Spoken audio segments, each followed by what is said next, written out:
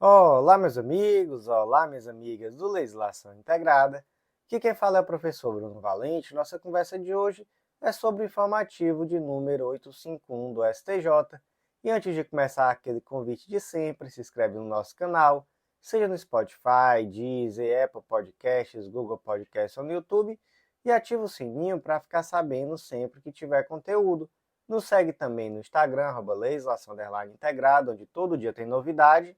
E aproveita para curtir, compartilhar com aquele amigo que tem interesse nesse tipo de conteúdo e também na sua rede social preferida. E não deixa de nos marcar para todo mundo saber que você está nos ouvindo. Já deixa aquela avaliação também no Spotify, de preferência com 5 estrelas, que eu agradeço demais e fortalece muito o projeto. Então, sem mais delongas, vamos para o primeiro julgado de hoje, e iniciamos com os julgados da segunda sessão do STJ. O primeiro foi inserido no Decreto-Lei 901 de 69, que trata da alienação fiduciária, e o destaque ficou da seguinte forma: a notificação extrajudicial por meio digital ou eletrônico é válida para comprovar a mora do devedor fiduciante, desde que enviada ao e-mail indicado no contrato e comprovado o seu recebimento. Beleza, gente. Primeiro ponto, estamos tratando aqui de alienação fiduciária de coisa móvel, né? Portanto, estamos aqui no âmbito do Decreto-Lei 911 de 69. Se fosse uma alienação fiduciária de coisa imóvel, aí estaríamos conversando principalmente sobre a Lei 9514 de 97. Então, primeiro delimitando, né? Estamos aqui no âmbito do Decreto-Lei 911, portanto, trata-se aqui de alienação fiduciária de coisa móvel, beleza? Segundo ponto, o que o artigo 2º, parágrafo 2º do Decreto-Lei 911 nos conta? Que a mora decorre do simples vencimento do prazo e que ela pode ser comprovada por carta registrada com aviso de recebimento, não se exigindo a assinatura constante do referido aviso pelo próprio destinatário. Então, poderia ser, por exemplo, outra pessoa que reside naquela casa que foi indicada como endereço lá no contrato. Beleza, então, para a comprovação da mora, a lei exige carta com aviso de recebimento. Professor, e se for um e-mail, é possível substituir essa carta com aviso de recebimento por um e-mail? A segunda seção do STJ entendeu que sim. E, gente, nem sempre a jurisprudência foi uníssona nesse sentido, né? Inclusive, isso é um amadurecimento. E faz parte desse amadurecimento, é muito bom que se diga, aquilo que foi decidido no tema repetitivo 1132, onde, naquele momento, se entendeu que para a comprovação da mora é suficiente o envio da notificação extrajudicial ao devedor no endereço indicado no instrumento contratual, dispensando-se, assim, a prova do recebimento, quer seja pelo próprio destinatário ou por um terceiro, ou seja, se dispensou naquela oportunidade o aviso de recebimento. Posteriormente, tivemos decisões do STJ permitindo tão somente essa notificação via e-mail. Por exemplo, informativo 811, tivemos uma decisão da quarta turma. E agora a segunda sessão do STJ fecha a questão, não é? Decisão por unanimidade, dizendo que é possível sim que essa notificação seja por e-mail, desde que seja o e-mail indicado no contrato e que seja comprovado o recebimento. E como é que se comprova o recebimento? Gente, dá para comprovar que o servidor do e-mail efetivamente recebeu. Né? Quando isso não acontece, a mensagem volta. Você recebe aquela notificação dizendo que o e-mail voltou, né? Não foi entregue. Então é possível comprovar que foi efetivamente entregue. É isso que é necessário, tá? Qual foi o fundamento dessa decisão? Se entendeu que a finalidade da notificação é a ciência do devedor e que os meios digitais atendem à instrumentalidade da forma e que isso é ainda uma forma de economia processual e eficiência na prestação jurisdicional. Então, como é que ficou o destaque? A notificação extrajudicial por meio digital ou eletrônico é válida para comprovar a mora do devedor fiduciante, desde que enviada ao e-mail indicado no contrato e comprovado o seu recebimento. Seguindo em frente, próximo julgado de hoje é da primeira turma do STJ, foi inserido na Constituição Federal, destaque da seguinte forma: nos termos do artigo 29 da Lei 3765 de 60, a pensão especial de ex-combatente somente pode ser acumulada com um outro benefício previdenciário de natureza militar ou civil, independentemente de terem fatos geradores distintos. Então, primeiro ponto, não é? Que pensão é essa? É a pensão especial que é devida ao ex-combatente na Segunda Guerra Mundial. E aí, qual é a polêmica aqui? No caso concreto, o ex-combatente era aposentado do INSS e recebia também a pensão por morte da sua falecida esposa. Fora isso, ele queria acumular também com essa pensão devida ao ex-combatente. Ou seja, ele queria acumular os 3 benefícios. Aí vem a pergunta, isso é possível? Gente, em virtude aqui da aplicação da lei que estava vigente no período em que ele requereu, ele poderia acumular 2, tá? Por quê? Porque nos termos da previsão lá da Lei 3765 de 60, que era a lei que estava vigente quando do requerimento, era possível a acumulação de uma pensão militar com a de outro regime, ou seja, uma pensão, tá? Não era possível a acumulação com 2 outros benefícios. E se fosse hoje? Se fosse hoje era pior ainda, não é? Porque pelo regime atual, esse benefício é inacumulável. Então ainda seria pior, não é isso a situação dele. Então não é possível a acumulação com 2 outros benefícios. Então, gente, como é que ficou o destaque? Nos termos do artigo 29 da Lei 3765 de 60, a pensão especial de ex-combatente somente pode ser acumulada com um outro benefício previdenciário de natureza civil ou militar, independente de terem fatos geradores distintos.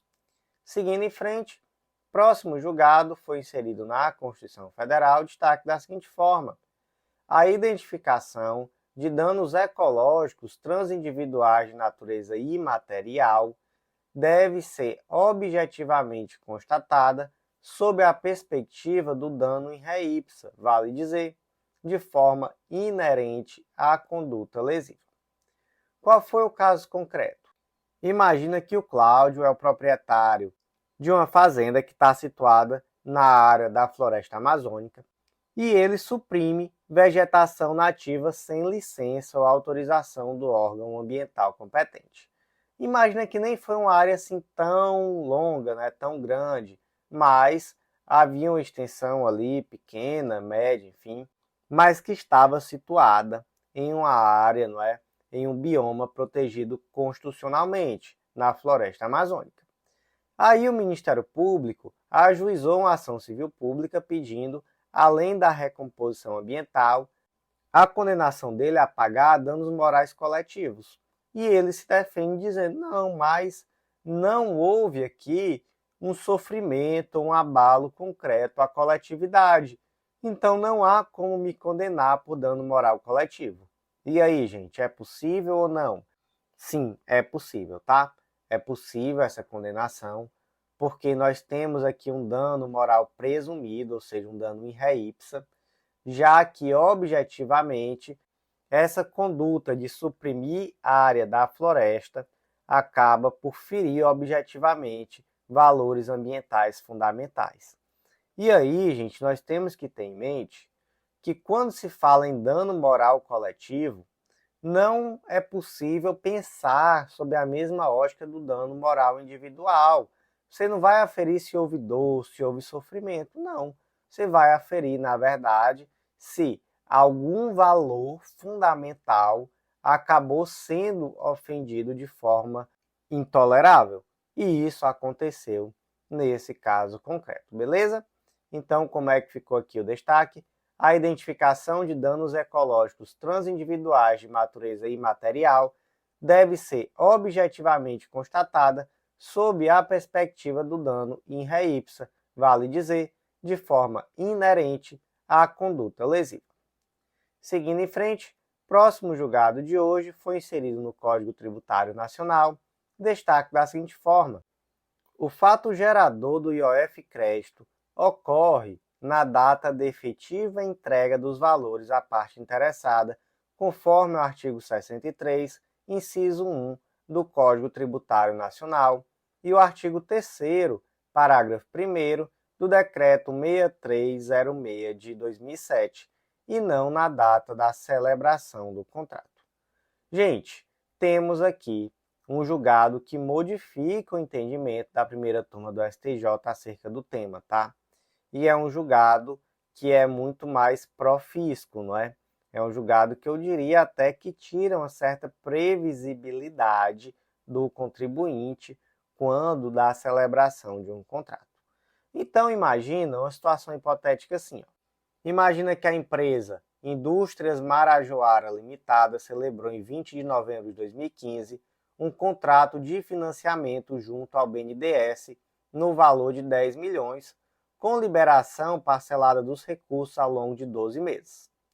Quando esse contrato foi assinado, o IOF estava zerado para essas operações de crédito desse tipo. Mas acontece que 10 dias depois, essa alíquota zero foi revogada, então instituiu-se uma alíquota sobre essa operação financeira. Aí vem um questionamento: essa indústria vai ser afetada pela revogação desse benefício fiscal?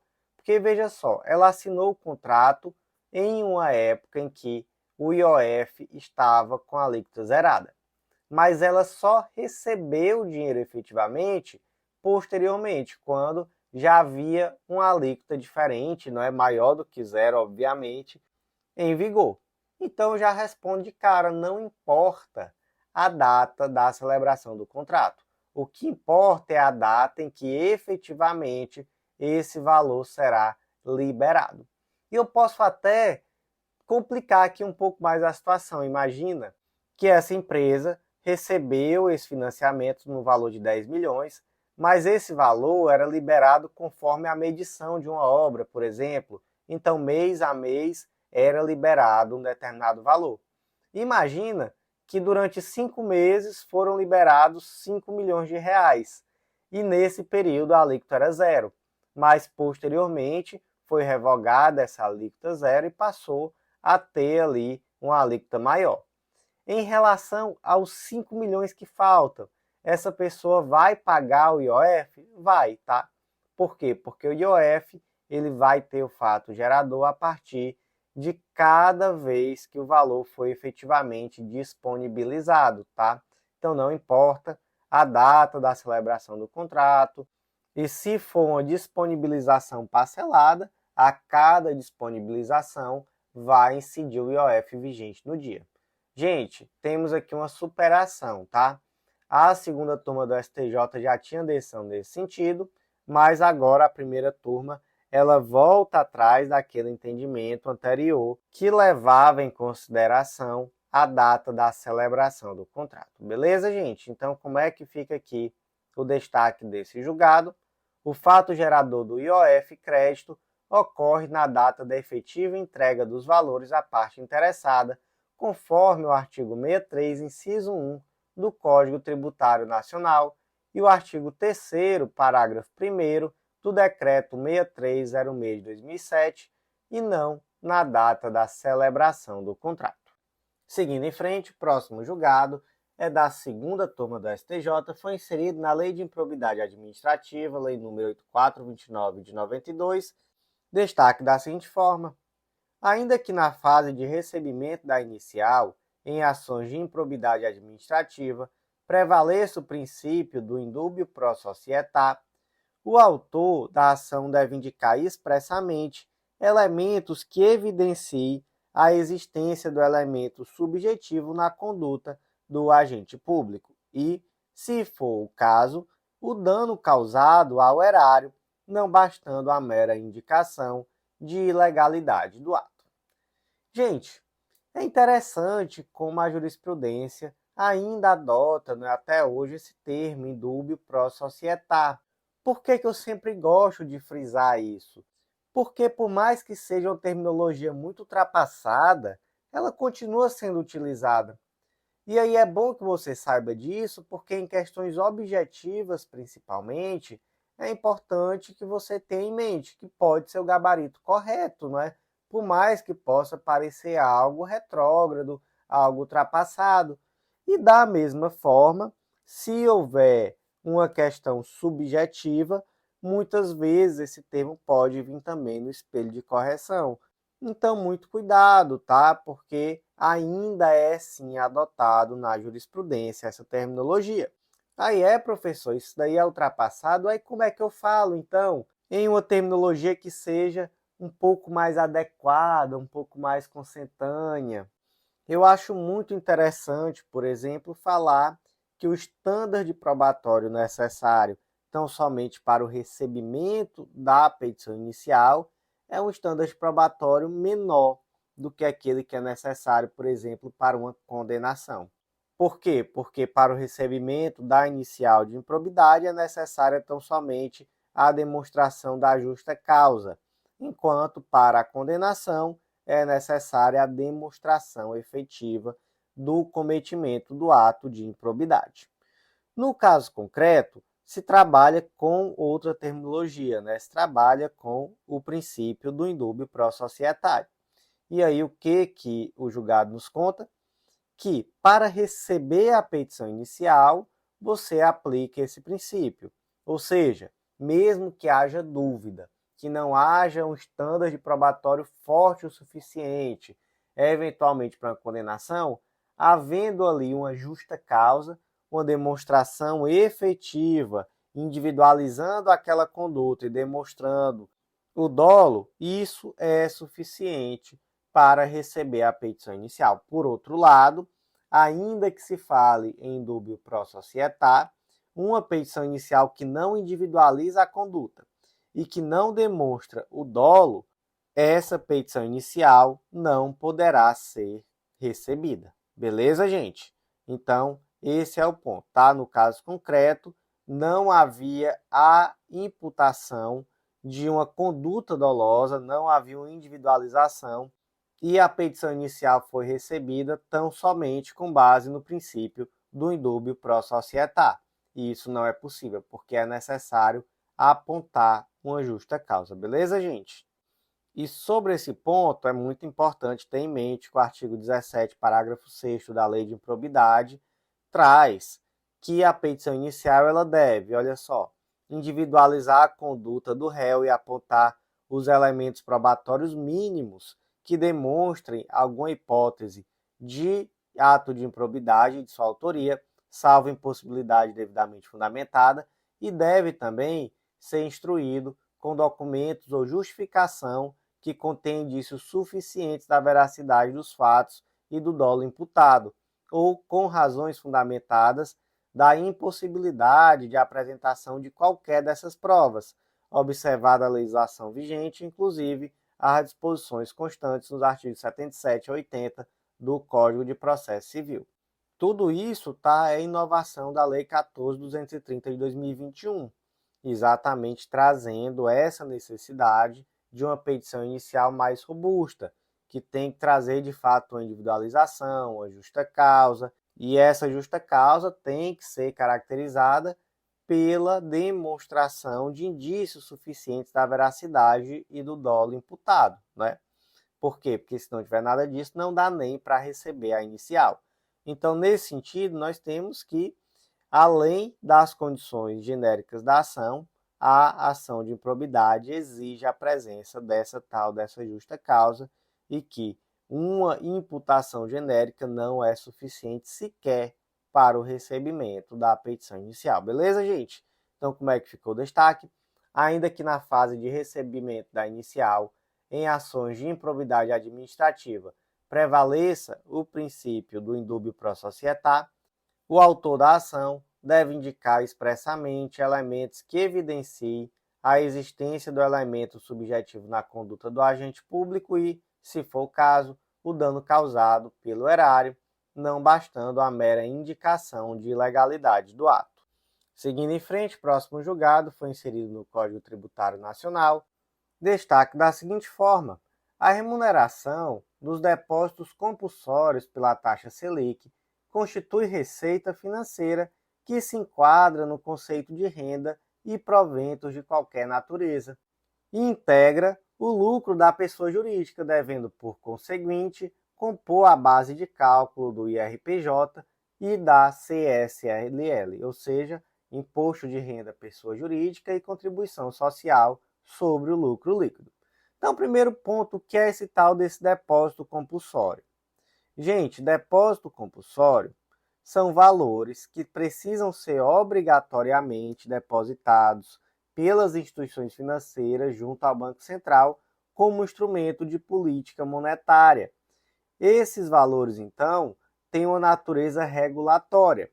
Todo mundo já ouviu falar que se todo mundo resolvesse tirar o dinheiro do banco de uma vez, o banco não ia ter dinheiro suficiente para pagar todo mundo, né? Sim, de fato. Só que, gente, para que o sistema tenha um mínimo de segurança, é necessário que as instituições financeiras depositem junto ao Banco Central alguns valores correspondentes, né, um percentual daquilo que está sobre a sua custódia. Então, esse depósito compulsório ele serve exatamente para garantir que aquela instituição financeira tem liquidez, para eventualmente saldar aqueles saques que podem ocorrer pelos correntistas, tá? Então, é um instrumento aqui de política monetária. Aí tu imagina assim, a instituição financeira vai deixar um monte de dinheiro depositado lá no Banco Central. Esse dinheiro fica lá parado, sem render nada? Não, esse dinheiro vai render. Quanto? Vai render, via de regra, aquele valor correspondente à taxa Selic. Então, tá lá, tá preso, mas rende ali a taxa Selic. Sobre esse rendimento, a instituição financeira vai precisar pagar imposto de renda pessoa jurídica e contribuição social sobre o lucro líquido, ou seja, vai compor a base de cálculo desses tributos? Resposta: sim, vai compor a base de cálculo desses tributos, porque efetivamente se trata, ou melhor, se enquadra no conceito de renda e proventos de qualquer natureza, lá do artigo 43 do Código Tributário Nacional. Então, vai sim precisar pagar o tributo. Gente, vamos ter muito cuidado, porque aqui é que pode vir a pegadinha, tá? Temos o tema de repercussão geral 962 e o tema 505 do STJ, que tratam de uma situação diferente, mas que pode confundir. Olha só o que eles dizem. É inconstitucional a incidência de imposto de renda pessoa jurídica e contribuição social sobre o lucro líquido sobre valores atinentes à taxa Selic recebidos em razão da repetição de indébito tributário. E o tema 505 diz a mesma coisa. Qual é o ponto, gente? Aqui trata de repetição de indébito tributário. Então, aqui você está recebendo de volta aquele valor que você pagou a mais. E nesse caso, se entende que a natureza desse valor acrescido em virtude da aplicação da Selic tem uma natureza tão somente indenizatória, decorrente da mora, não é? Então, estou recebendo de volta o valor que eu paguei a maior. Eu vou receber de volta esse valor, mas é justo que ele venha minimamente corrigido pela inflação e com alguma taxa de juros. E isso se dá, não é, através da aplicação da Selic, tá? Então, temos aqui uma natureza meramente indenizatória e, por isso, não há tributação do Imposto de Renda Pessoa Jurídica nem da CSLL. Por outro lado, aqui no caso concreto, não há nenhum ato ilícito. Há um depósito compulsório e esse depósito é remunerado. Então, aqui a natureza é remuneratória, então há sim tributação. E da mesma forma, tá, gente? E que aqui sim foi aplicado, por analogia, aquilo que foi decidido no tema 505 do STJ, que trata da devolução de valor de depósito judicial, que também é corrigido pela Selic e que também é tributado pelo mesmo motivo, natureza remuneratória. Então, muito cuidado, tá? A Selic que incide sobre o valor de repetição de débito tributário, não é tributado. Agora, se for depósito, né, um depósito judicial ou mesmo um depósito compulsório, aí a natureza é remuneratória e será sim tributado. Então, como é que ficou o destaque? A remuneração dos depósitos compulsórios pela taxa Selic constitui receita financeira que se enquadra no conceito de renda e proventos de qualquer natureza e integra o lucro da pessoa jurídica, devendo, por conseguinte, compor a base de cálculo do IRPJ e da CSLL. E antes de seguir em frente, aquele convite bem rápido e muito especial, acesse legislaçãointegrada.com.br e vem conhecer o Clube da Lei, nosso clube de membros que dá acesso a todos os materiais de lei seca e jurisprudência do Legislação Integrada e a mais de 100 planos de leitura com tudo que você precisa para um estudo completo, atualizado e organizado de lei seca e jurisprudência. Vem conhecer o Mapa do Aprovado, o curso que te ensina a estudar. Nele você tem acesso a videoaulas que te ensinam a organizar um plano de estudos totalmente focado na sua realidade. E vem, por último, conhecer também a Editora Integrada, vem publicar com a gente. Você vai ver que é mais fácil do que você imagina e vai ser um baita diferencial na tua prova de títulos. E a palavra da sorte de hoje é notebook. Digita aí para eu saber que você está me ouvindo até agora e que eu não estou conversando sozinho. Próximo julgado foi inserido no Código Tributário Nacional, destaque da seguinte forma: o exercício do direito à compensação do indébito tributário está sujeito ao prazo de 5 anos contado do trânsito em julgado da decisão judicial, admitindo-se apenas a sua suspensão entre a data do pedido de habilitação do crédito e da ciência do despacho de deferimento. Gente, olha só essa situação como é interessante. Imagina que a empresa X ganhou uma ação contra o Estado e ela teria direito, então, a receber de volta, né, a repetição dos valores tributários que ela pagou a maior. Até aí tudo certo. Ela poderia esperar para receber isso via precatório, enfim, mas ela optou por algo que ela achou que seria mais vantajoso, que seria o quê? Fazer a compensação desse valor com dívidas tributárias que ela possuía. Então, lá em 10 de 4 de 2021, ou seja, 3 anos após o trânsito em julgado, que foi em 2018, tá? Nesse caso concreto, esqueci de falar, ela protocolou o pedido de habilitação desse crédito para esse fim. E só após o deferimento da habilitação, a empresa apresentou diversas, aí a sigla, gente, é PER-DECOMP, tá? Que é exatamente esse sistema que se utiliza para realizar essa compensação tributária. E aí, veja só, ela habilitou o crédito, nesse momento é verificada a liquidez do crédito, o valor, e se diz, olha, você tem esse valor, foi deferido. E a partir de então ela pode ir imputando, né, várias vezes até que de fato ela utilize o crédito completo, ela pode ir imputando quais dívidas ela quer compensar. Beleza.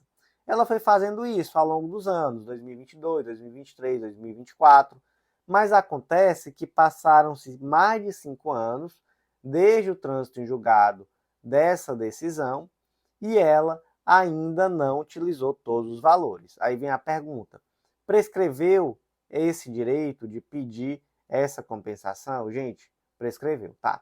Então a prescrição ocorre 5 anos após trânsito em julgado dessa condenação. E esse prazo ele só é suspenso entre o pedido de habilitação e a ciência do despacho de deferimento desse direito à utilização do crédito para fins de compensação tributária. Gente, é um julgado bem esquisito, né? Um julgado realmente que eu confesso que é bem esquisito, bem estranho, e ele traz uma superação de entendimento na segunda turma. Antes, a segunda turma entendia de modo diverso e agora se alinha à primeira turma entendendo dessa forma. E percebemos, né, muitas teses pró-fisco prosperando no âmbito do Poder Judiciário. E um dos argumentos aqui eu acho ridículo, né, que é o de que a empresa estaria se beneficiando, já que esse crédito ficava sendo corrigido pela Selic, a empresa tinha aí um grande incentivo para demorar cada vez mais a utilizar. Enfim, faz parte, né? Então, como é que ficou o destaque? O exercício do direito à compensação do indébito tributário está sujeito ao prazo de 5 anos contado do trânsito em julgado da decisão judicial, admitindo-se apenas a suspensão entre a data do pedido de habilitação do crédito e da ciência do despacho de deferimento. E não temos tempo para mais nada, eu aguardo você então na parte 2.